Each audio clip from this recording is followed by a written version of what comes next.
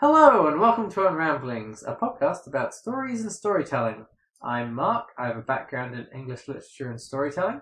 And I'm Charlyn, I have a background in social work and psychology. This week we are talking about A Christmas Carol by Charles Dickens, and along with the Muppet rendition, The Muppet Christmas Carol, because I'm not a huge fan of Dickens and I thought it'd be more fun if we could talk about the Muppets. Charlyn is also here. I mean, you introduced the topic. I don't have anything to add. Oh, okay. Well, I'll just keep going then. You jump in anytime. We'll have spoilers for A Christmas Carol and The Muppet Christmas Carol. Okay, who's going to summarise the work this week? Do you want to summarize or do you want me to summarize? You summarised last week, didn't you? Twice. I just feel like by the time we get to this point in the podcast, I feel like I've been speaking for so much of it. But don't need to do it. Either way is fine. So for anyone who hasn't heard the story of A Christmas Carol before, it's a fairly simple story, strung out with Dickensian prose. An old miser is visited by, I don't know, a ghost and three spirits, or four ghosts, or four spirits, I don't know. It's the ghost of his previous business partner who's died, and the ghosts of Christmas past, present, and future to be... Yet to come. Yet to come, yes. But are those ghosts or are there spirits? And is there a difference, or does he just mix up the language? I think the ones that are related to Christmas are definitely spirits. At least he refers to them as spirits mostly. But Marley is probably more of a ghost. Okay. We'll get into that later. And he is convinced that he needs to be a better person, or bad things will happen to him. And others. And then decides to be a better person. And that's the story. Yeah, although, is he really convinced that bad things will happen to him? I mean, I guess that in the afterlife, basically his afterlife will suck and no one will miss him and everyone will be happy he's dead. Which I guess he's not happy about. I mean, that doesn't sound like the best case scenario. No, but he seemed pretty happy with his life. Well, happy might not be the best word, but he didn't seem to have a problem with the way he was living his life before. Anyway, so that's the work. Yes. The Muppet Christmas Carol is disturbingly accurate to the book for something that contains Kermit the Frog. Yeah, they do definitely take a lot of the words straight from the novel, but they also skip some, I think, important parts, so we'll talk more about that as far as the adaptation. As far as preparation for this, we both read A Christmas Carol, and I spent a large amount of time going, have I read this before? I feel like I've read this before, but I don't think I've read this before. And then we sat down and watched The Muppet Christmas Carol. When I say I read A Christmas Carol, I actually listened to it on LibriVox, which I would recommend. It's a thing where people record books for you to be able to listen to free, and I listened to it on there. It was pretty good. And free. Yeah, I had read it before, but not in several years, so... And I'd also seen A Muppet Christmas Carol before, but again, not for several years. So it's nice to refresh my memory of them. And I would recommend going right from reading it to watching the Muppet Christmas Carol, just to see how accurate that actually is to it. Cool, okay, let's get into it. So right off the bat, I kind of just want to pose the question, is this really about Christmas at all? Because I kind of don't think it is.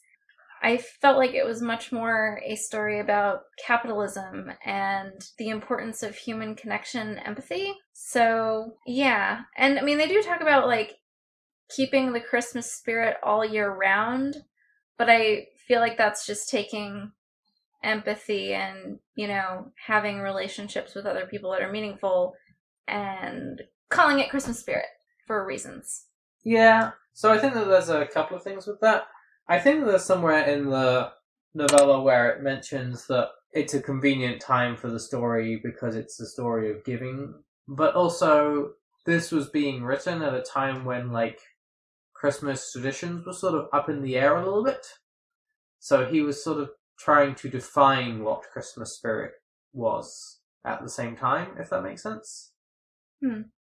Like, when I was doing some of the reading up, I was seeing stuff that was like, there's an extent to which a lot of our traditions are, to some degree, sort of influenced and derived from Dickens's work. Like, from feasts and dancing and playing games and that sort of thing. Like, a lot of those actually came from here, and this was the point at which they were sort of reviewing what Christmas meant, and it was a revival of Christmas as a thing that people did in general. Which casts some interesting lights on things like how unreasonable Scrooge is in going, oh, you want to take the whole day off? I guess that's what people are doing today. He's effectively going, ugh, millennials. Mm-hmm. And Rob Cratchit goes, okay, I'm going to write fan fiction. Okay. A millennial Christmas Carol. No? I mean, I do think that you could definitely do that because a lot of the themes are very relevant now because there's a lot of very strong messaging in here about, you know, not equating money and value. Like, just because something doesn't provide you or yield money as an end result doesn't mean it's not valuable or worth your time. Most especially activities and priorities that involve other people, you know, cultivating relationships, spending time with people, things like that. You know, Scrooge at the beginning in particular is like pretty heavy-handed about that. He's like, what right have you to be merry? You're poor enough. To which his nephew responds, you know, what right have you to be dismal? You're rich enough. And it's very much saying like that money can't buy happiness, but also just because you're broke doesn't mean you can't be happy and enjoy yourself sometimes. Like, there are a lot of things in here where they're also kind of picking apart the idea that poor equals idle or undeserving or, you know, worthless in a lot of ways, which is messaging that we still have a whole lot of problems with, and which was very much intensified like during like the Reagan period and things like that. So there's still a lot of stigma to being poor now that you're also kind of seeing here. And it's like, no, you kind of need to think about the fact that these are all human beings and working hard isn't always enough. And, you know, you should not write people off just because they're poorer than you are.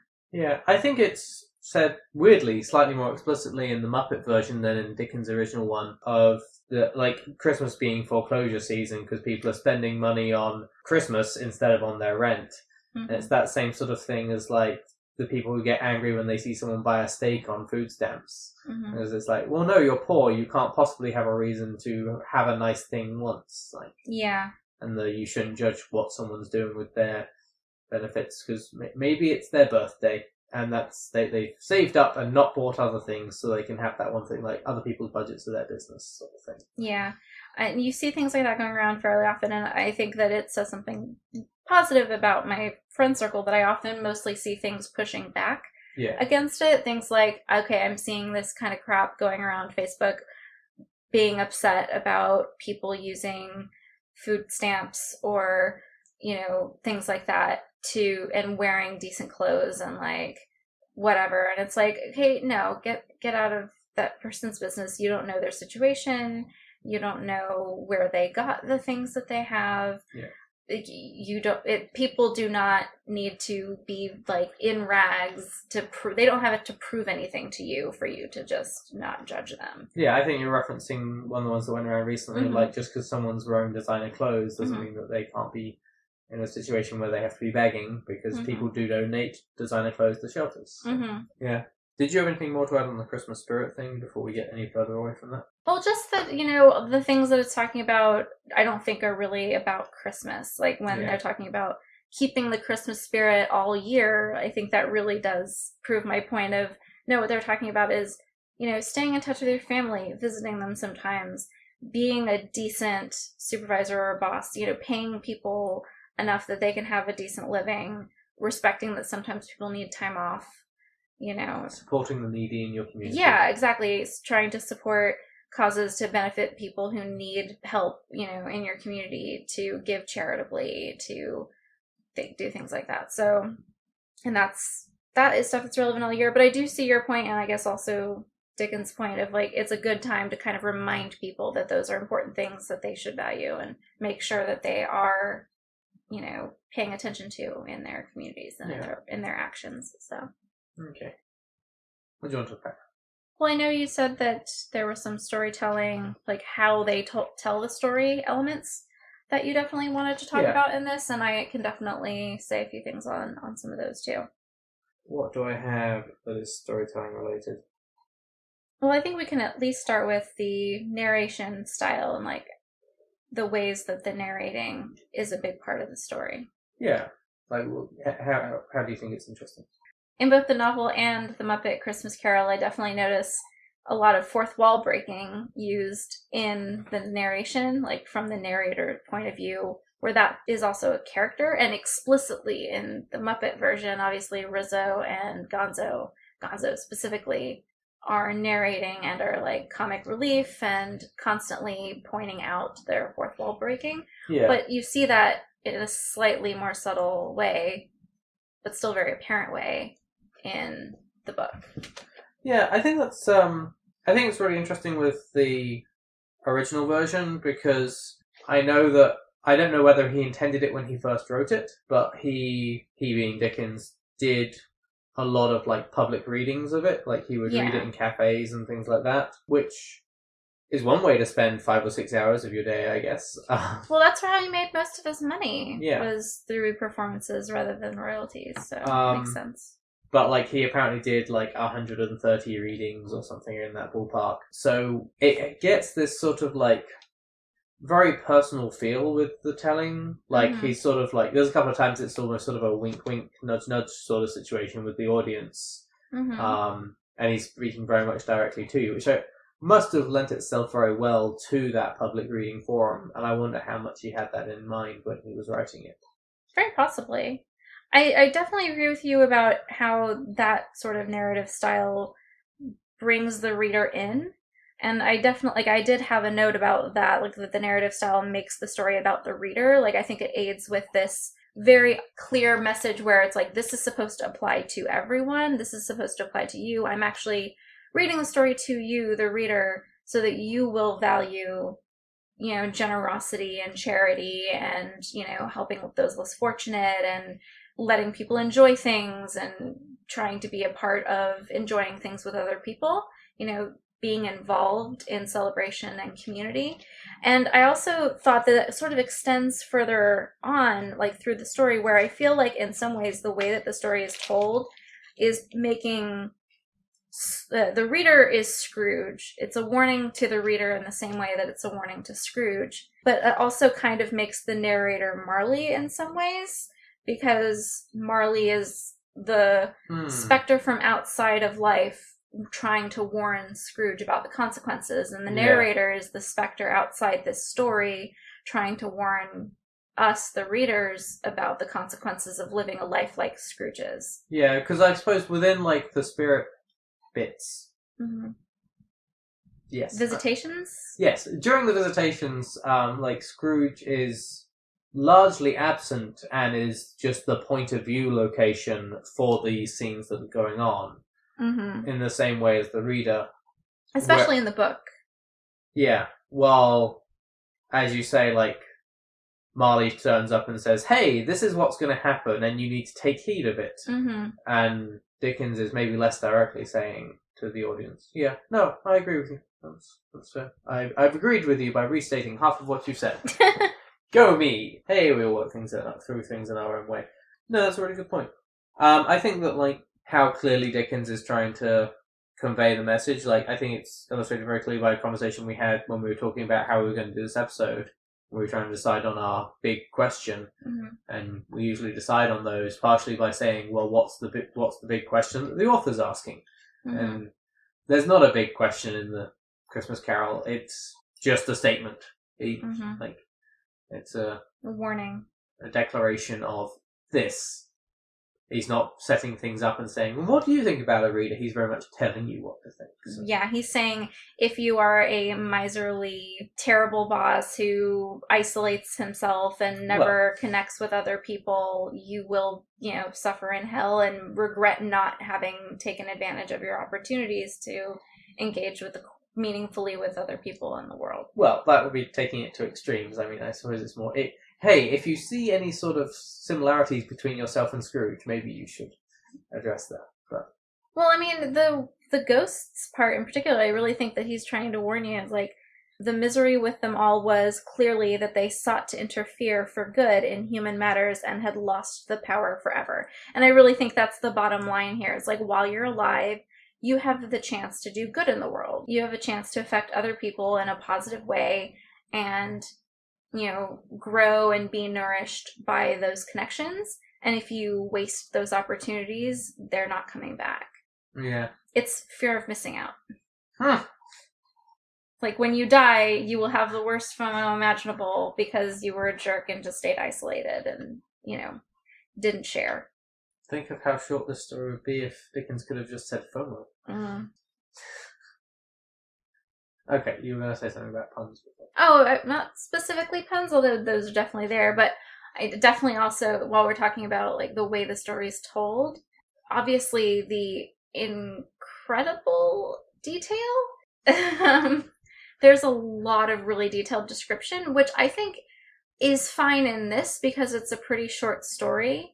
But I do get your point when we talked about Dickens in the past, and you have a hard time with it because you feel like it's overly descriptive. And I understand that. If this were a much longer or more complex story, I think that would bog it down a lot, like that level of description throughout. But what I was going to say was there's some clever and fun wordplay in it, which made me smile. Like, there's a point toward the beginning where Scrooge is clearly, if you think about it, he was going to say, "See you in hell," but he really, kind of talks around it in a weird way, and it's kind of hilarious. Do you remember what he says instead? Oh, I'm trying to... It's very early. Let me see if I can find it. Oh, don't do that. Seriously. I do it to myself as well. Yeah, but it's annoying. Who does he say it to? Either to his uncle or to his nephew or to the guys who are asking him for charitable donations for Christmas. Oh, here we go. I found it. You did? Yeah. So here it is. He's talking to his nephew who's invited him to come for Christmas. It's his only sister's child and his only surviving family. And he's a cheery person and happy about Christmas. But, so he asks him to dinner. He's like, "Don't be angry, Uncle. Come dine with us tomorrow." Scrooge said that he would see him. Yes, indeed he did. He went the whole length of the expression and said that he would see him in that extremity first.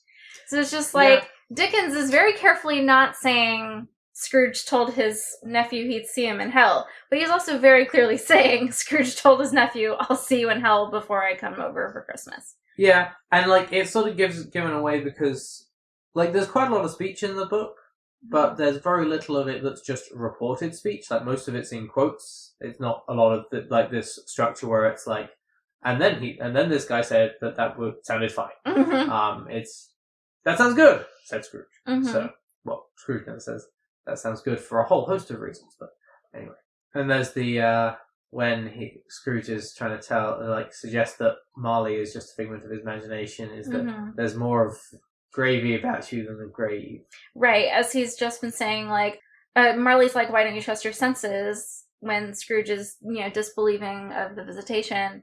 And Scrooge is basically like, "Oh, any number of things can mess up with your senses if you're, you could have eaten a bad bit of beef and, there's more gravy to you than grave," and which is pretty funny. And I love that they keep it in the Muppet Christmas Carol, where they have Statler and Waldorf, the heckling guys who are always at the top of the Muppet Show, making fun of the show, playing the Marley brothers visiting Scrooge. So it's perfect for them, the back and forth with Scrooge is, they're just messing with him and telling him what a terrible person he is and laughing about what terrible people they were. And the Marley and Marley song is the best song in the film as well. No? I don't really remember it that much, and we just watched it earlier. I do have an issue with their visitation, though, in terms of comparison to the adaptation, in terms of comparison to the book, because their song and, their visitation of Scrooge in the Muppet Christmas Carol, they don't actually seem particularly remorseful or regretful of, their bad deeds. They kind of pay lip service to the idea of, "Oh, we're here to warn you, and, you're just as chained as we are, and it's good to be doing something, other than being dead." But they seem pretty jolly and laugh heartily about all the misery they inflict on other people with their greed. See, the thing is that I don't really feel that the Marley in the book is particularly remorseful either. He's sad that he's weighed down by this big old chain and that he's moving for forever and can't rest, can't have any peace. But he never really seems repentant of the things that he did because of other people. He's sad that he got caught. See, I definitely think that the Marleys in Muppet Christmas Carol are sad that they got caught. Like, they think all the stuff that they did was hilarious, and how all the people they evicted, and oh, remember that time we evicted the whole orphanage and they were all out with their frostbitten stuffed animals or whatever. It's like, oh wow, okay, you guys are terrible. But they're like, oh, but now we're weighed down in the afterlife, and that kind of sucks. So I see what you mean there. But when Marley is visiting Scrooge in the book, he talks about being like crying because he wants to help people. Like, he's in the real world, he sees the suffering of others and he wants to help, but he can't because he's dead. And he's like regretful because he could have helped people in situations like that when he was alive and he didn't. Okay. So I'm going to try and find one of the points where he talks about that. He goes on to this rant, which I think is really important in terms of summarizing the entire story, but he says, "Not to know that no space of regret can make amends for one's life's opportunities misused, yet such was I, oh such was I." And Scrooge is like, "Oh, but you were always a good man of business, Jacob." "Business," cried the ghost, wringing his hands again. "Mankind was my business. The common welfare was my business. Charity, mercy, forbearance, and benevolence were all my business. The dealings of my trade were but a drop of water in the comprehensive ocean of my business. At this time of the rolling year, I suffer most. Why did I walk through crowds of fellow beings with my eyes turned down, and never raise them to that blessed star which led the wise men to a poor abode? Were there no poor homes to which its light would have conducted me?" And so he definitely acknowledges his real punishments, not the chains, but the missed opportunities of life to help other people and to be a better person. I misread that business quote when I was reading/listening to it. Yeah, no, you make a good point. So, but they don't have anything really like that in the Muppet Christmas Carol, and I think it does take a lot of the impact of the visitation out. They don't, like, Statler and Waldorf as the Marley brothers don't really seem to be regretful of their past greed and avarice. Yeah. Well, they take a lot of the nuance out in the film, which is fairly standard. It's a little bit strange because traditionally you'll see that, like, the best adaptations of written word to film comes from, like, short stories, because they tend to not have so much to try and cram in. Yeah. Like, The Shawshank Redemption was a short story first. I didn't know that. Yeah. But with the adaptation of this, which is, well, a novella, it's a novella by Dickens, so, like, 80% of it is random descriptions. He's as bad as George R. R. Martin. Well, George R. R. Martin is as bad as he was. But you lose a lot of the Scrooge character arc. I agree. Because in the film, the first scene that you see through the visitations is Scrooge in the schoolhouse almost comically being like, Christmas sucks. Because he doesn't go home for it. Like, he's established as having always hated Christmas. And then, like, at the office party that he's at, like, he's coming in and concerned about how much it's costing. And he's always been greedy. And it makes it a little bit strange when then, like, his fiancée leaves him and is like, well, there was this time when you could sort of focus on things that weren't just money, and now all you care about is money, and I'm not really here for that. When what they've just shown us is that he's always been pretty concerned with money since before he met you. Also, talking of wordplay, I think Dickens really spent all night with naming the love interest Belle. Yeah, that was not exactly the most creative naming choice. Yeah, in the story, he does have a much more detailed and nuanced backstory, as shown through the visitations from the Ghosts of Christmas Past, and you see that as a child, he was pretty isolated at the holidays because he usually didn't go home because his parents wouldn't let him come home because his father was abusive. Yeah, his father wouldn't let him come home. It's not outright stated that he's abusive. Yeah. And, like, it might just be our modern day eyes reading that. It could just be it's easier to ship you off to boarding school than have you challenge me on anything. It's type mentality. But either way, it wasn't great. Yeah, I mean, you see that, like, in the first one, his sister comes to pick him up, and it's his younger sister.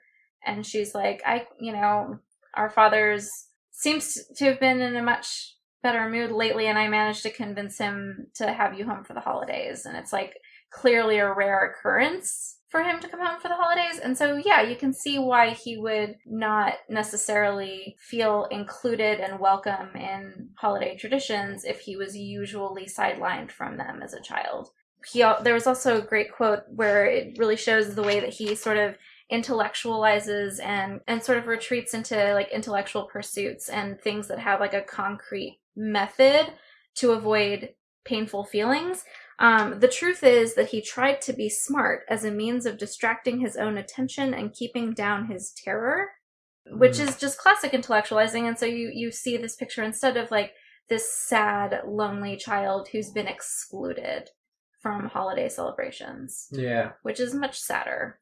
And from people in general. Yeah. The issue I take with the original portrayal is sort of this, like, you want to know, how did Scrooge become Scrooge? Mm-hmm. Like, what made him this way? Because you see him as a child, like, he's tortured in these ways. Tortured in quotes. But then when he's at Fezziwig's party, mm-hmm. he really appreciates what's being done for him, recognizes, even as his older self, like, the importance of what was being done. Mm-hmm. And, like, it didn't cost his boss much, but it meant a lot for him and his co-workers. Mm-hmm. And at that point, he seems fairly well balanced, understands charity, mm-hmm. happy, all these things, and enjoying a Christmas party. And then you go from there to a point when his fiancée is breaking up with him because he's only obsessed with money. I think the missing thing there is the death of his sister. Because you know that, is it Fred? What's his nephew's name?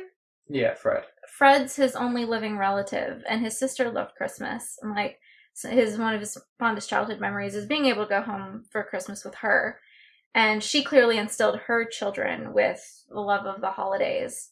But at some point she's died, and he's refusing to engage with Fred in any way. And so I think maybe he stopped being able to enjoy it when she died. Like, that was the person who kind of made him feel connected to the holidays and made him feel connected to other people. Yeah, the timeline isn't entirely clear. I guess that might work out, but that still doesn't necessarily explain the obsession with money. I think it's a coping mechanism. It's something... He also, like, I think it also is implied that they didn't have a lot of money when he was growing up. And, like, I think it's one of the conversations with Belle or something of, like, it starts out as he wants to be financially stable. And because of that, he never feels secure. And I think there is some implication that comes from never having felt taken care of or financially secure when he was young. Mm. But I don't know. That's as good an explanation as I can see. It doesn't feel like it's explicitly in the text. Mm-hmm. There's they definitely also show that he, at the holidays, like, he felt left out and he was lonely and he would read books to kind of keep himself company. Yeah. So it's that intellectualizing, it's that retreating from other people. At a point when a lot of people are coming together, he's developed a habit of withdrawing. Yeah. I think that the other things that the adaptation sort of loses a bit of with that making him... They paint him as such a villain from the start. They don't just, like, forefront some of the bad stuff he does. They start adding in other things. Yeah. Like mailing out the eviction notices on Christmas Day. Mm-hmm.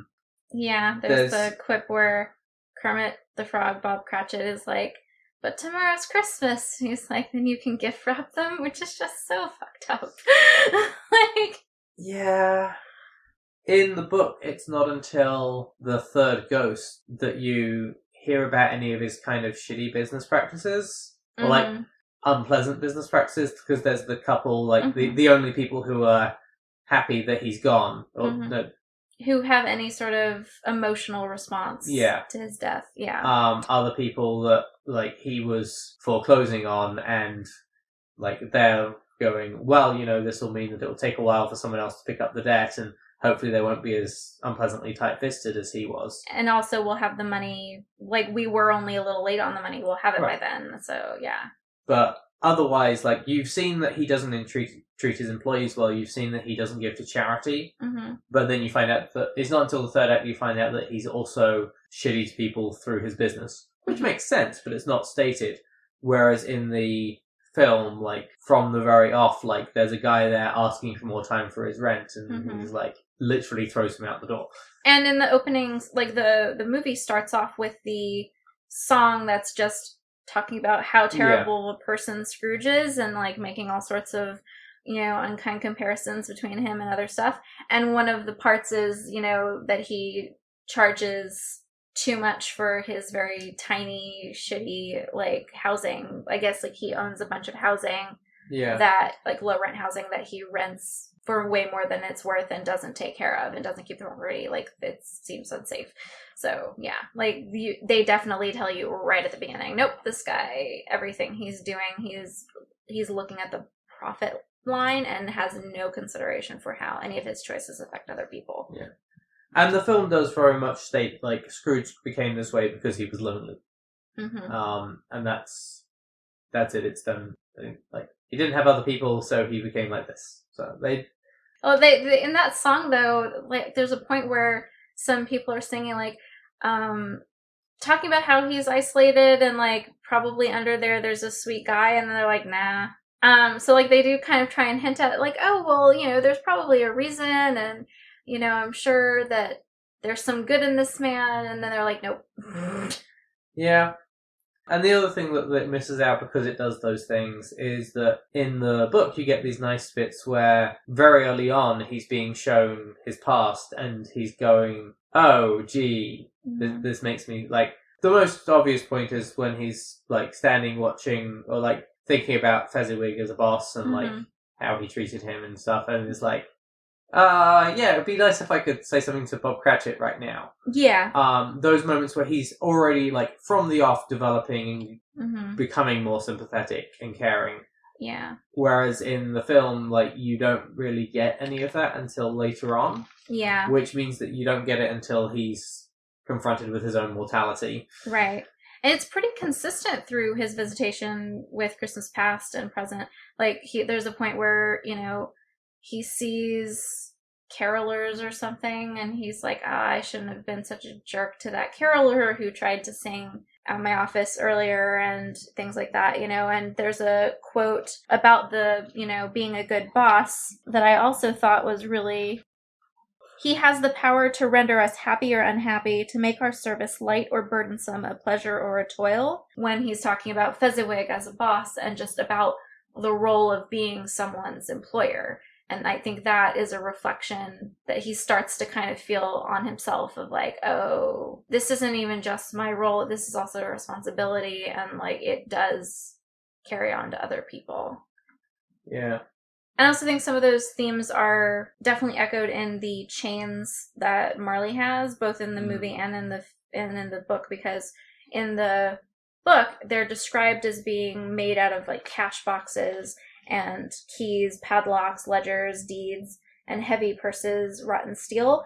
And Marley says they were forged in life by free will, and that Scrooge had one just as bad as Marley's when Marley died, and has been working on it in, like, the 7 years since. So very much implying, like, yeah, as badly as I'm suffering and as terrible of a person I have been through my pursuit of wealth, you're even worse because you've been doing it longer.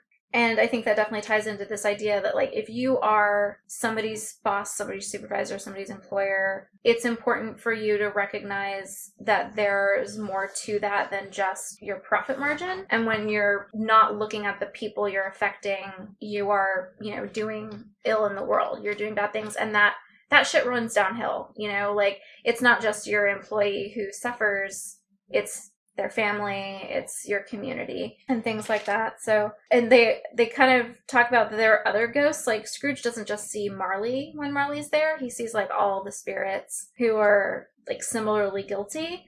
So some few, they might be guilty governments, were linked together, none were free.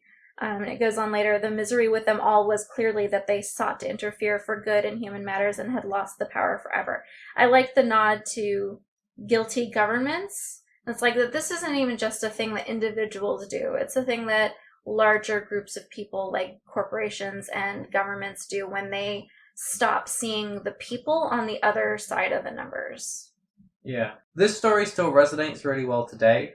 which is really upsetting. When Dickens is sitting there as a sometimes well-off author, depending on which year it was. Yeah, he definitely went up and down in fortune. He's got there from, like, when he's talking about workhouses and things like that, he knows what he's talking about because he was a child labourer. I think he had a fairly cushy job of putting labels on glue pots, which I'm sure filled nothing that would be in any way toxic or carcinogenic, but he came from a fairly poor family, was working very hard on these things, and like I think I was reading that shortly before he wrote the story, he'd been visiting a poorhouse or something and was just like, this isn't okay. So like he's not idly calling for social change, he's doing it quite seriously. Now obviously the problems that we face today are different, but still severe. I think that the opening of the Christmas Carol Muppet version is really nicely done to bring that as a still current concern with, you have Gonzo and Rizzo with their little apple cart stall thing, and Rizzo's there eating the merchandise, and Gonzo's like, what are you doing? They won't last long with you eating them like that. Yeah, and then Rizzo's like, oh no, I'm creating scarcity.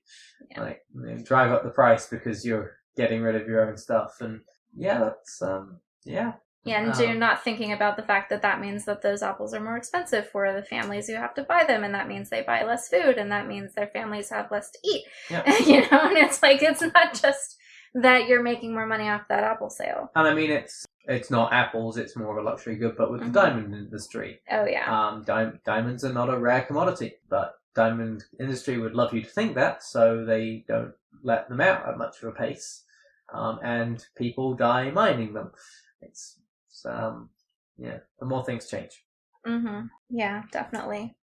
Yay! We run such a cheery podcast. Indeed.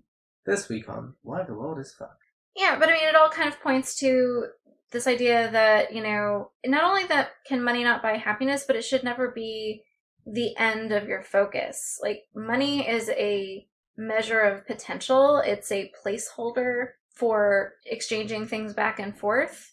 It is in itself meaningless. It's really how you use it. And like, there's, what good is it if you're not making yourself comfortable with it, if you're not doing any good with it in your community? Money on its own, sitting in a bank account or sitting in a vault, doesn't do any good for anyone. It's how you use it. Yeah. Like so many things. And that's well illustrated by the fact that, like, we're never told how much money Scrooge has got hidden away, but at the end of the book, it's not any question for him to do quite a lot with that money. And I mean, they go a step further in the Muppets one where he like pays off Bob Cratchit's mortgage and things. But yeah.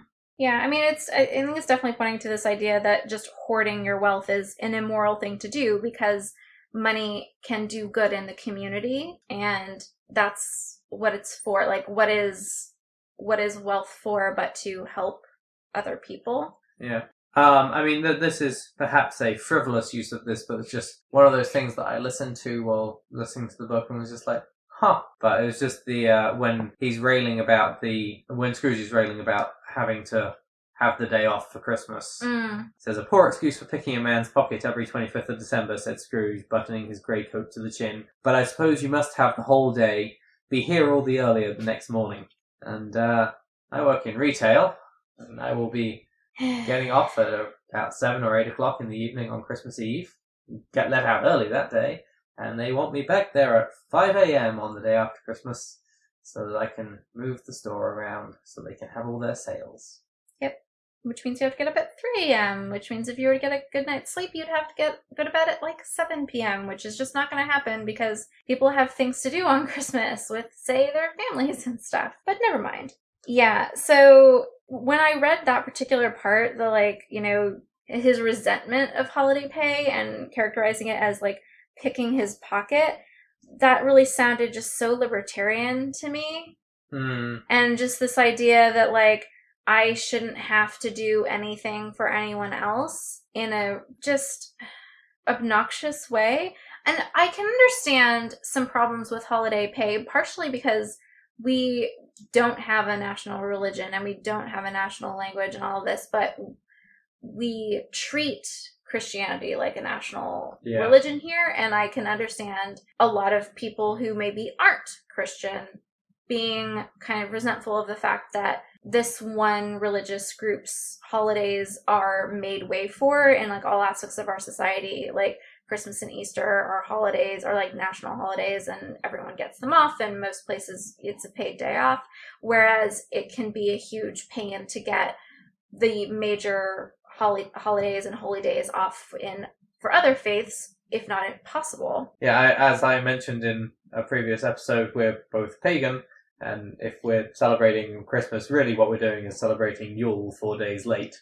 because everyone is ready to celebrate on the 25th, and it's hard to get the 21st off. Yeah. So I can understand that. I can understand the issue with having to pay holiday pay for people when we really shouldn't even have national holidays affiliated with a specific religion. But in terms of like paid time off and paid like holidays for people to use as they want, like that is part of sharing the profit of the enterprise you have. Yeah. And part of making sure that everyone's able to benefit from what is being generated in their labor. Well, I think it's even more clearly shown in how he disdains the fact that he has to, like, his taxes are going to pay for jails and poorhouses, therefore he's doing enough already. Right. And the poor, like, anyone who needs to should just go to those places, and otherwise they should die and stop being a problem. Right, and that in particular, the, like, well, you know, because what you're talking about is when the people are, like, trying to collect charitable donations. And there are issues with charity because the need for charity is a reflection on what we're not doing well enough in our society. But there should not be a need for charity. People should be more supportive of social services that, you know, enable people to not need it. But so what you're talking about is when people come to ask him for charitable donations and he's like, no, I already give enough through my taxes to support what he's essentially saying, like deadbeats, you know, people who he has decided are not worthy of life. And really it's not his business to decide who should die and who should live. And that's what he's saying. And that's what's thrown in his face by the Ghost of Christmas Present, because he then sees that his employee's son, Tiny Tim, is really ill. He's already infirm. Like, it looks like one of his legs doesn't work properly, and he's got bad lungs, and so he's coughing all the time. And he's like, oh, like, you know, is he gonna die? Asking the spirit. And the spirit essentially is like, I mean, I don't know for sure, but it looks pretty likely. And says, you know, but if he's going to die, you should get on with it and reduce the surplus population, which is what Scrooge had said before to the guys soliciting charity, when they said that there were some people who would rather die than go to the workhouses or to the jails. And so at that point, he's been confronted with the people he was talking about are right in front of him now, and he can see that they're human beings, they're children, they are people who he has a connection to. They're human beings. They're not just these faceless masses of undesirables or whatever. I actually have the quote here. It's, "Man, said the ghost, if man you be in heart, not adamant forbear that wicked can't until you have discovered what the surplus is and where it is. Will you decide what men shall live, what men shall die? It may be that in the sight of heaven you are more worthless and less fit to live than a million like this poor man's child." Yeah, exactly. You know, he's making these flippant statements, and, you know, he thinks that he's being so smart and talking, you know, he's intellectualizing this problem and forgetting that there are people on the other end of those numbers. Yeah, it's I'm more important and more worthy because I'm rich. Right, and it goes right back to what we were talking about before, at least what I was, you know, running on about before, about money not being inherently valuable and it not being the measure of what makes something else valuable. Yeah. I feel like we may have had enough of our podcast be Charlyn and Mark's social views hour. And rant about capitalism and hoarding. What else do you want to talk about? Well, just like we were talking before about the path that Scrooge kind of takes to hating Christmas and being really miserly. Mm-hmm. And I know I always talk about trauma and like people's coping skills, but I mean, when all you have is a hammer. I'd be fascinated to see what the drinking games for this would look like.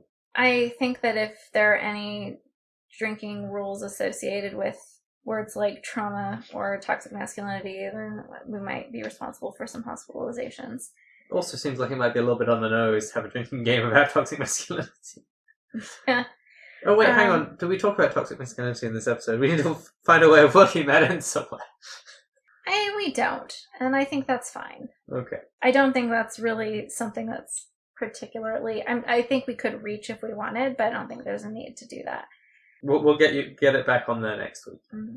Yeah. Actually, maybe not. That's the great. I mean, I kind of alluded to this before, but, you know, it does seem like through his childhood of kind of being neglected, especially at Christmas time, because everyone leaves the boarding school but the kids who don't go home, and so then he's by himself and he just is reading and he has nothing but his intelligence for company and he's broke. And so he starts to kind of feel like he needs to become self-sufficient and not need anyone. And, you know, that means financially and that means emotionally. He becomes fixated on becoming self-sufficient and becoming a good businessman, which is a thing that, you know, he tries to comfort himself with, talking to Marley of like, oh, but you were such a good businessman, and like thinking to himself and like, that's what I'm modeling myself on. And so it's just in trying to be immune to alienation by other people and trying to be immune to the poverty that he, I guess, grew up in, he ends up alienating other people who do care about him, like his nephew and his former fiance, and just completely loses sight of why he wanted to build up financial assets in the first place. Because like his fiance, Belle, says he had all these financial benchmarks because he wanted to be able to marry her and set up a good household. But because he gets so obsessed, you know, she says, you know, he'll resent her for not bringing any money into the marriage. Like, they got engaged when they were both poor and okay with a life where they weren't wealthy.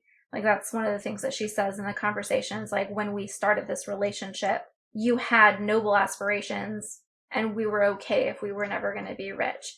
But you've lost sight of that. And I'm worried that you won't see me as valuable because I don't have money and all you seem to value is money. And it's interesting because it moves forward to show a scene of her with her family after the years have passed and she's gone off with someone else, and like she seems pretty happy.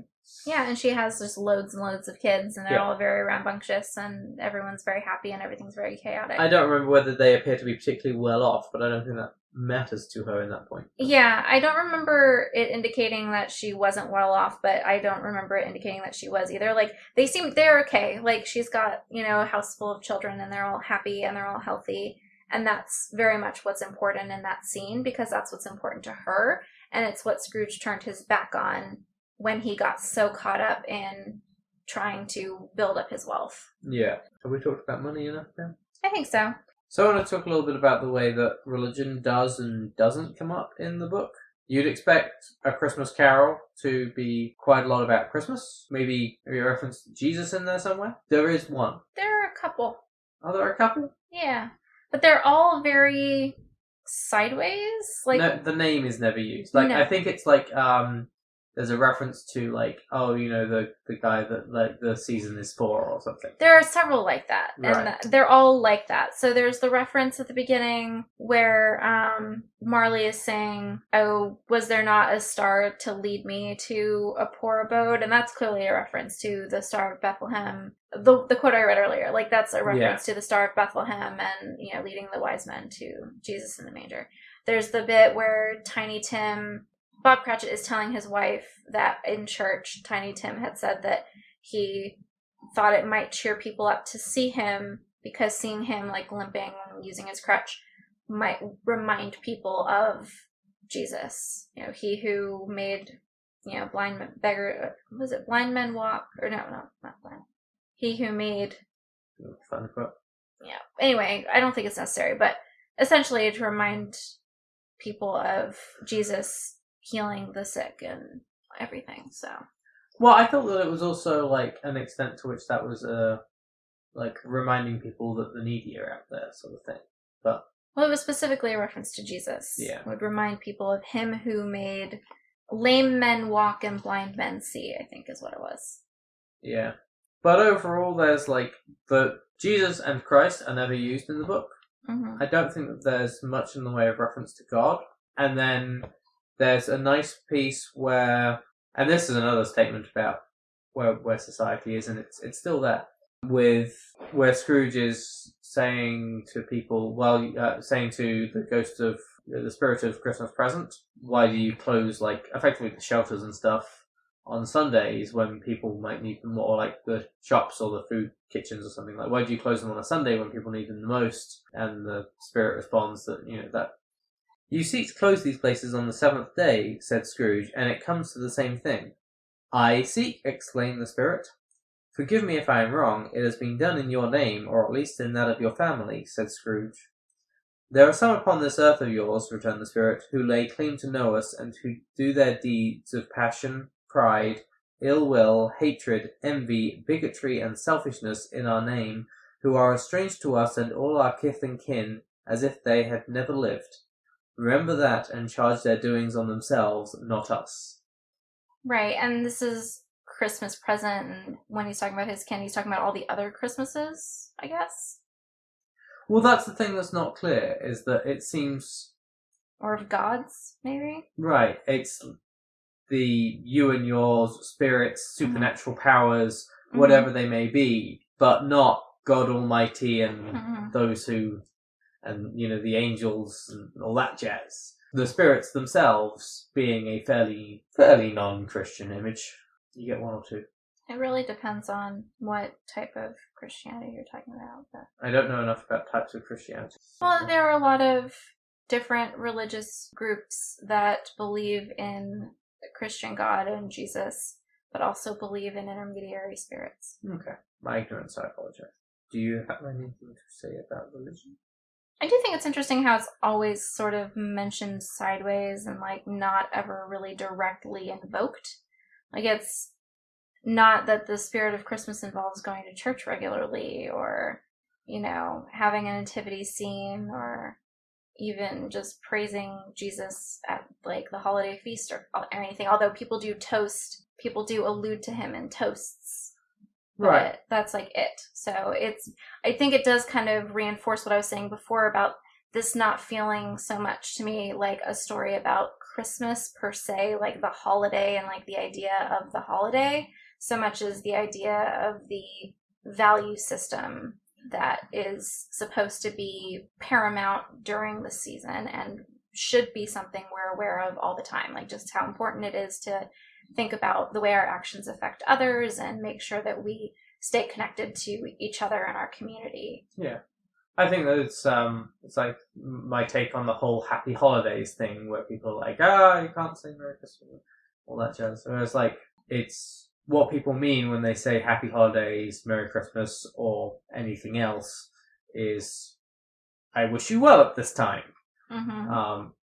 And if you want to make a fight about that, then all you're saying is that you have to believe the exact same things that I do.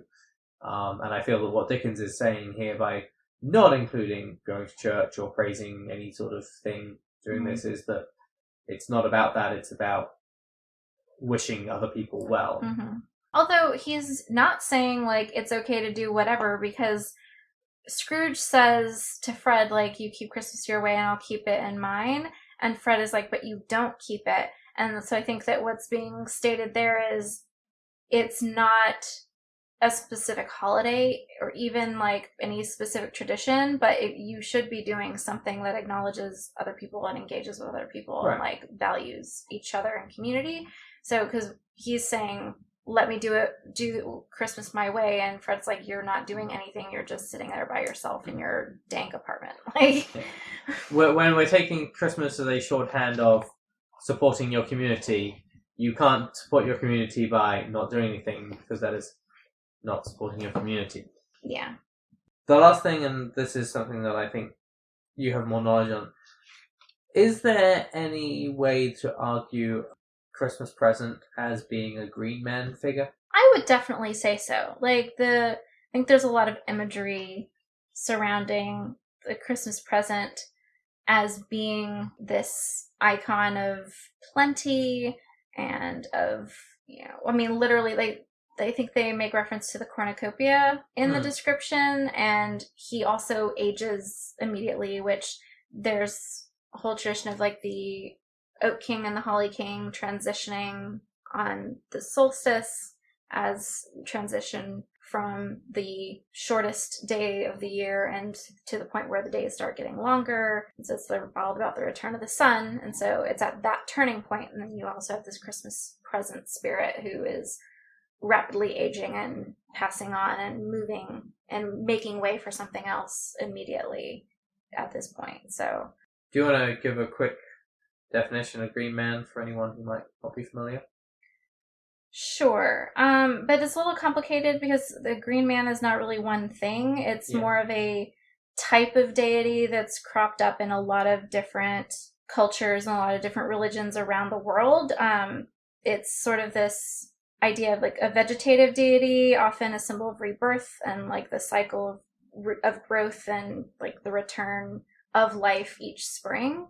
So it's something that's, I don't know, kind of I'm trying to think of the right words. It's a type of deity in which there are a lot of different versions or, specific ones of the type. More of a category, I guess, of gods. Which is interesting that, like, this sort of rebirth turning point turns up in the story when you've got within the book where Scrooge does not hate Christmas and does not have an obsession for money, and then gets back to that point in the end. And also with, like, the time it was being written, I mentioned that, like, they were sort of reevaluating Christmas traditions, but it was also, like, when Christmas trees really started being a thing was around this time. So it's that sort of, some of those pagan traditions coming in there as well. Yeah. Makes sense. Anyway, shall we move on to the big question? Sure. So what do you think? Well, we said that there isn't a big question that the work asks as such, but what's your big question about the work? So I would like to discuss whether or not Scrooge actually becomes a better person from the beginning to the end of these stories. And I say stories because I really feel like we kind of have two here between the Muppet version and the original version. Okay. Well, let's take the original version first. Okay. My first instinct is to say no, but I think it depends on how you define good and how much your motivations matter. I'm sure that there are particular philosophers that I could bring up at this moment, but it's been too long since I've read them and too long since I've watched an episode of The Good Place to be able to bring those up. But to be a good person, do you have to have good intentions? So if not, then, Scrooge goes from being a miserly person that everyone hates and wouldn't, Mourn the loss of. I was thinking of various colourful phrases that I didn't want to use, but effectively that wouldn't help you in your hour of need. To being someone who goes out of their way to try and help the needy, to donate to charity, all this good stuff. To be a good and generous employer. A good member of the community. But the reason that he does it in the book is that someone turns up and says, if you don't do these things, bad things will happen to you.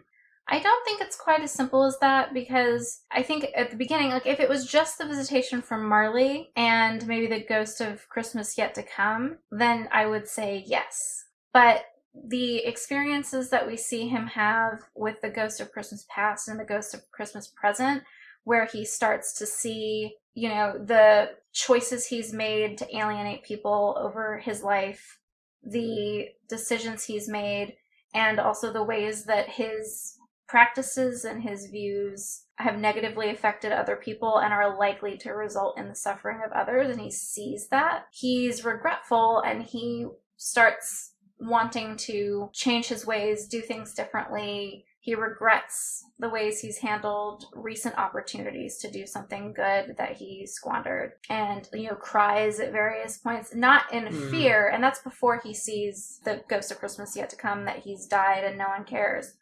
And then at the end, when he does decide to do charitable things, like he does some anonymous charity as well. Like I believe he donates a lot of money to charity anonymously. Yeah. And he also sends the giant prize-winning turkey to the Cratchit's house anonymously, as well as coming and being like, hey, I've been a terrible boss and I'm going to raise your salary because you should have more money. So in addition to doing stuff publicly, that's better. He does stuff privately, that's better. But I guess there's still the motivation issue of but it's because I don't want to go to hell, basically.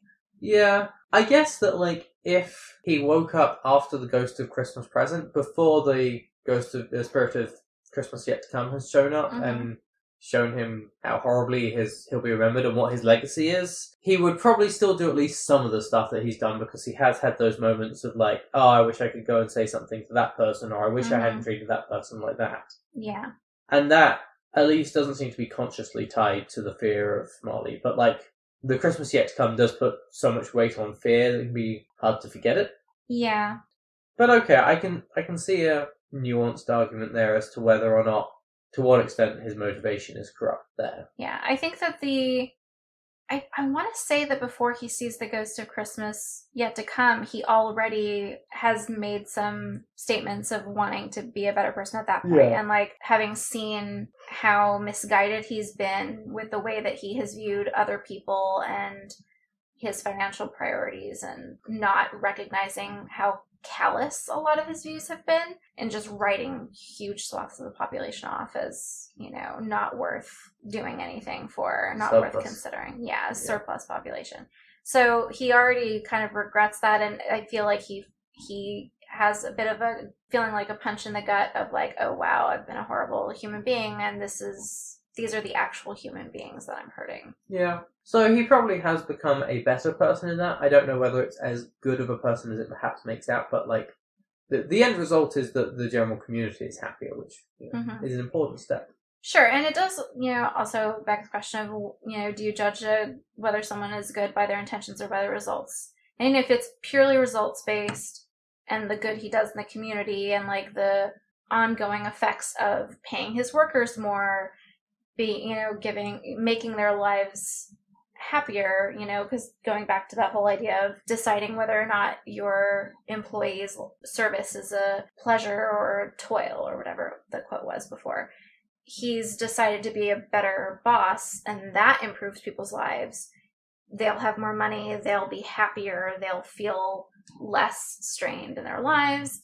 You know, he's giving money to charity, easing other burdens on the community. So if it's just results, then yes. But I do see your point with the motivations being a little unclear.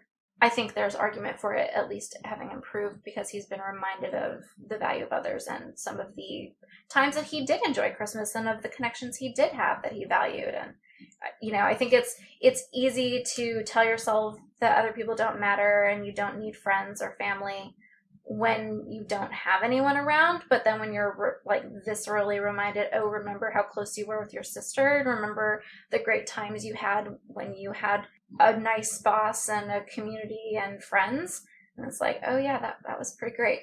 Yeah. So do you have a different answer for the film? I do have a different answer for the film. I do think that they kind of cut a lot of the stuff in the film that is in the book to give you a little bit more about who he is and how he, as you say, he starts out kind of miserly and hating Christmas and only valuing money in the movie. And I don't think I think it is mostly based on fear. And he is very public about, you know, all of the charity and, like, bringing the turkey to the Cratchits and stuff. He does it himself rather than doing it anonymously. And yeah. Things, so. Well, you know, there's nothing that, like, a small family house would enjoy on Christmas Day more than half of the fucking city turning up on their doorstep. Yeah. Yeah. I guess that, like, they do a decent amount of not showing some of the nicer points. Like, in the movie, he notably goes to the Bob Cratchit house instead of to his nephew's house, which might just be because Kermit and Miss Piggy are there and we want to have more screen time with the actual Muppets. But with not going to his nephew's place, like, it makes sense in a way, because in the vision... He does go at the end. He brings them lots of presents. He goes and brings the presents, but he doesn't go and, like, stay and have dinner and play games with them, which is what happens in the book. Yeah. But during the Christmas present visit, in the book, he goes and sees and they play games, and he's watching and sort of trying to join in the games despite the fact that he's incorporeal there. And then, like... And he's having fun. And he's having fun. And then there's one game where they say something a bit mean about him, but then they toast to his health. Whereas in the film, like, they turn up and it's the game where they say something mean about him, and then they leave. Yeah. And he's understandably upset because he doesn't get any context for it. So him then returning to visit them at the end of the movie for dinner would not make as much sense in that context, but does mean that there's less room for you to see him grow more fond of people and for him to do more charity and like community building that is not also self-aggrandizing. Yeah, and I do think it's important that we were talking about the scene that was very cut down in the movie, because a big part of that scene is his nephew. Before the game, we were talking about where they end up saying some kind of mean things about Scrooge. He tells his wife that he visited Scrooge, and she's like, why? What's the point of trying to visit him and try to invite him for dinner and stuff?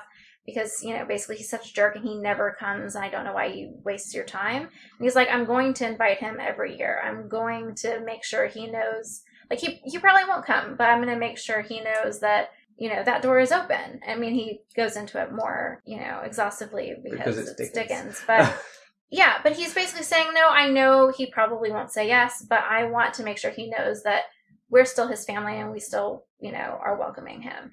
And I think that's an important thing for him to hear him explain to his wife, even though Fred already explained it to him. He was just in such a crappy mood and wasn't really listening. So, he has that context. And then, yeah, they do play the game of like, I'm thinking of a thing, ask me yes or no questions, and it's Scrooge. And later they're arguing over whether he should have said yes to, is it a bear? But then they're like, okay, we should toast his health. He's given us a nice laugh, and also like he's family and things. And they, he tries to make it not just a mean-spirited thing. Fred does. Yeah.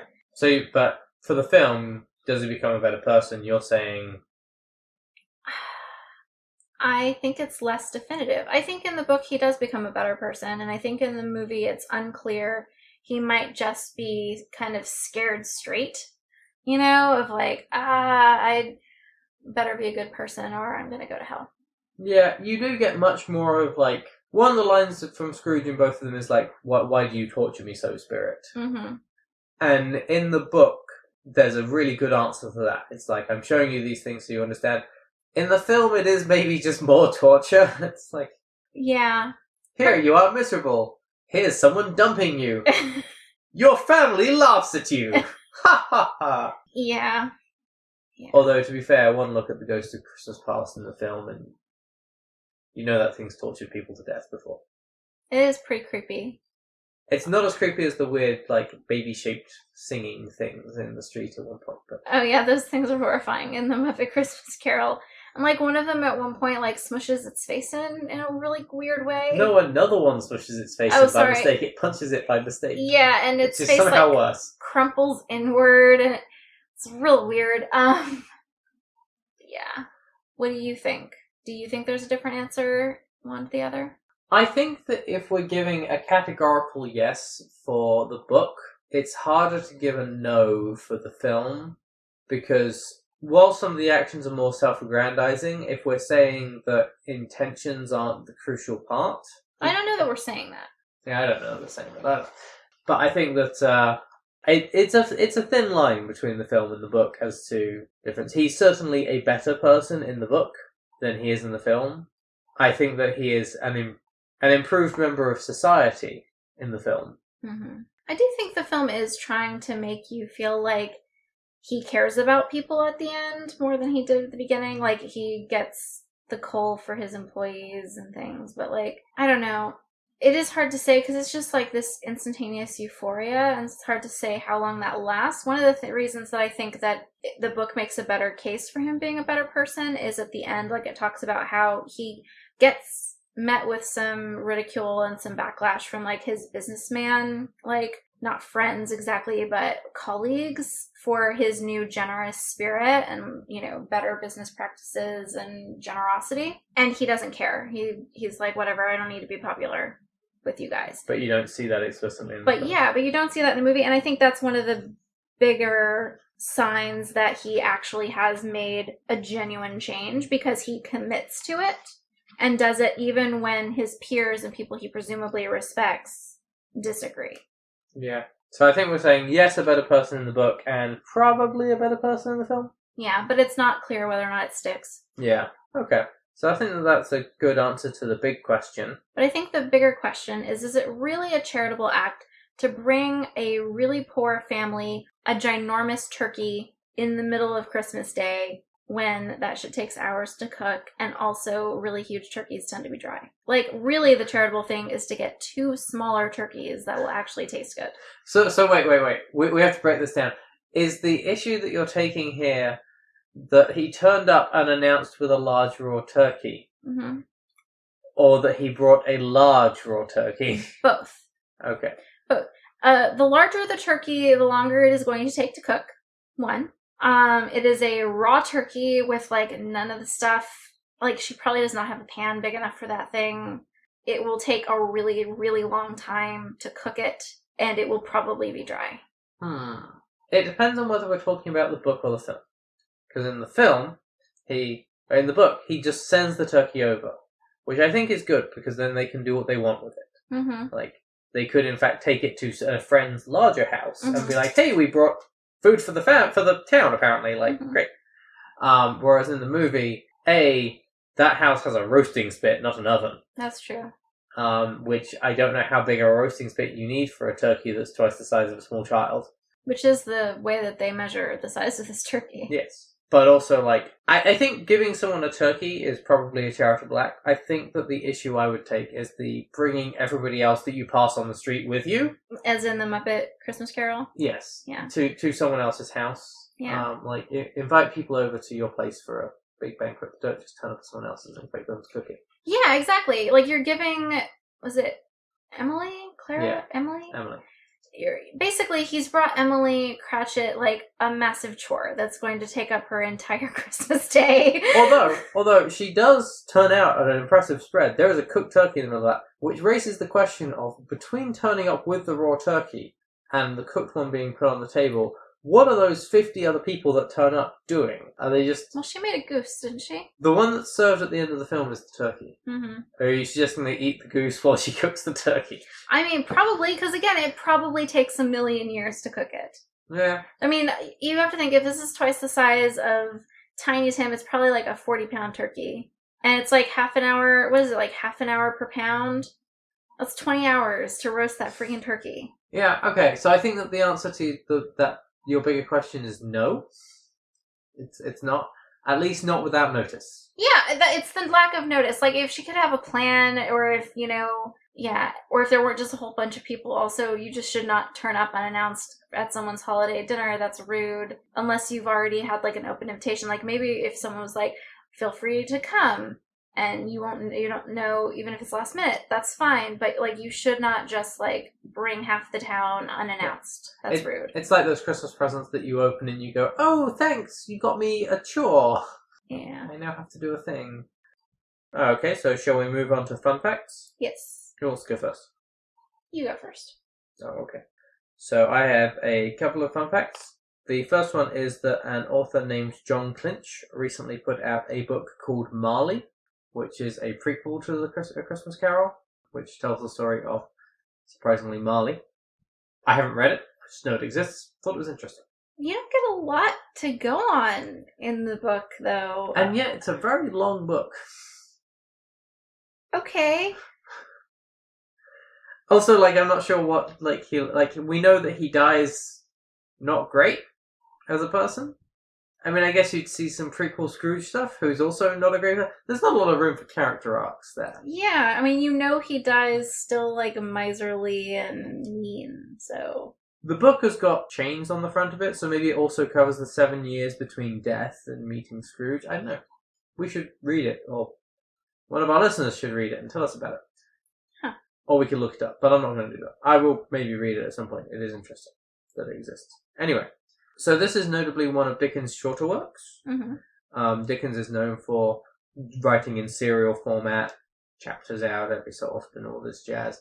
Lots of words to make sure he fleshes it out so that he can do an entire chapter on a meal and then he gets paid for the chapter. Yeah. This one isn't like that, which might seem strange until you look up why. His sales had been dropping on his books and his publisher was going to reduce his salary and he had a 5th child on the way, so he needed money. So he managed to crank this book out in 6 weeks, finishing it in early December for a December 19th publication date. They finally got the final printing ready for it 2 days before publishing. he needed that money quick, is what I'm hearing. So I think that's why it's a little bit shorter. That being said, it has never been out of print since it was published in 1843. My final fun fact is my useless information fun fact, which is the book opens with a conversation about doornails. Mm-hmm. Old Marley was as dead as a doornail. Mind, I don't mean to say that I know, of my own knowledge, what there is particularly dead about a doornail. I might have been inclined myself to regard a coffin nail as the deadest piece of ironmongery in the trade, but the wisdom of our ancestors is in the simile, and my unhallowed hands shall not disturb it, or the country is done for. You will therefore permit me to repeat, emphatically, that Marley was as dead as a doornail. So I do know what's dead about a doornail, because my brain is full of useless information. The way that they used to make doors was to hammer a nail through 2 planks, and then hammer the other end of it down, so that it couldn't be pulled back out. And because it couldn't be pulled out, it was known as a dead nail. So if a nail is bent over like that, it's dead. Used indoors, therefore dead as a doornail is just a weird little play on that. Interesting. So thus is deader than a coffin nail, which you would not have a particularly good reason for deadening. We'll go with that. That must be the word for it. Huh. Clearly you knew that and Dickens didn't. Well, Dickens didn't have Google, Mm-hmm. which I'm assuming that I Googled that at some point in my life, because I read it and went, I know why. So Neat. that's my one useful thing in rattling around in my brain at this point. And it's only useful because we're doing a podcast about it. That's my fun fact. Okay, I had some fun facts about the Muppet Christmas Carol. Oh, perfect, because I forgot all about that. So, making Kermit walk took 10 puppeteers. I can believe it. There is a scene where Kermit, as Bob Cratchit, walks down the street with Robin, the Muppet, Robin, as his son Tiny Tim, sitting on his shoulder. And this was also Brian Henson's his directorial debut after his father, Jim Henson, had died 2 years previous. And it was a huge accomplishment as part of his directorial debut because no one had done this before, I guess. So, yeah. Apparently, not only did it take 10 puppeteers, but Kermit was actually walking on a cobblestone textured rolling barrel. You're nodding as if you knew that already. I worked out when watching the film, when I was watching the Muppet walk down the street, and I was going, that shouldn't work. How are they doing that? And they've got a stationary background behind it, and then a rolling thing to make it look like the path's moving under his feet, and then his feet are just going up and down. Ah. Not that I fail at suspending my disbelief in any way. I definitely didn't notice that. So, my other fun fact is that apparently Michael Caine took this role, at least according to an interview he had with the BBC, so that his 7-year-old daughter could watch him on the big screen. She was 7 at the time that he did it. Yeah. Which is just adorable. Michael Caine is one of the actors, kind of like Nicolas Cage, who takes a lot of roles because he has bills to pay. Mm-hmm. Like, has gone out and said, acting is a job. Mm-hmm. Sometimes I take a role because it sounds fun, and sometimes I take it because I've got to put my kids through college. Yeah. That's the other fun fact I missed out on, is if you want to go back and watch the Muppet film again, it's a really fun way to do it, is to pretend that Michael Caine didn't know he was going to be in a Muppets film, and that they were all added in post. That's right, fun facts. Nice. Cool. So that's this week's episode. Next week, our episode will be coming out on Christmas Day, or as we like to call it, Late Yule. Mm-hmm. We'll be doing another Christmas episode because there are lots of Christmas things. In fact, since we made our schedule, we keep going, oh, we should have done that film for Christmas. So we're not doing Die Hard or Hook, but we are doing How the Grinch Stole Christmas, and you can probably expect the other 2 of those next year, if we're still doing this. And then after that, we are not yet certain what we're doing, but we'll hopefully know before we record the next episode if there is anything that you would like us to do. Any books, films, TV series, songs, anything that can be classified as a story, you can let us know. Along with any other feedback, comments, or discussion, you can find us on Facebook and Instagram at Unramblings, and on Twitter at UnramblingsPod, or you can email us directly at unramblingspodcast@gmail.com.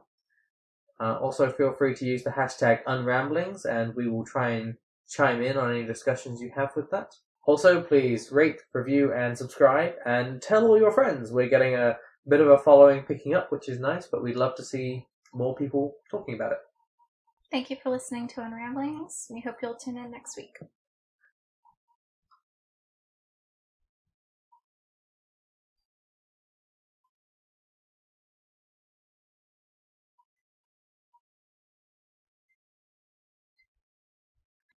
If you had the opportunity to listen to an author read their work for 6 straight hours, would you do it?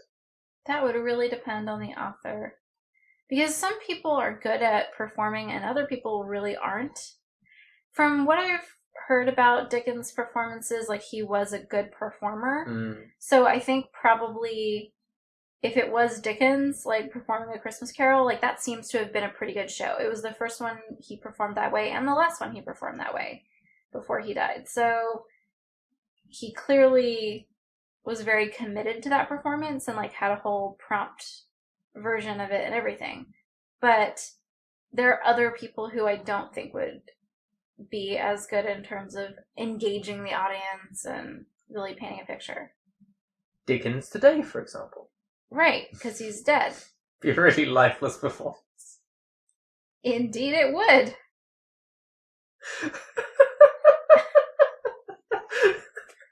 The most tasteful joke. You know when you have those moments of I shouldn't say that and then you say it anyway? Yes. Anyway, let's not use that. I think we should. Okay.